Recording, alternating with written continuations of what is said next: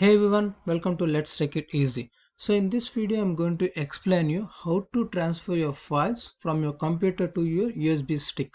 So for that, insert the USB stick onto your PC in the available USB ports and just press Windows plus E.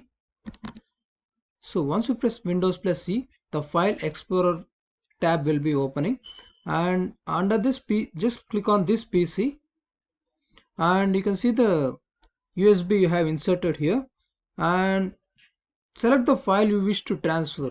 Right now I'm transferring the file called NAT configurations.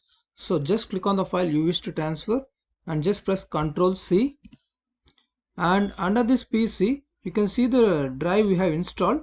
Just click on that and just press Ctrl V here, so it automatically transfers here.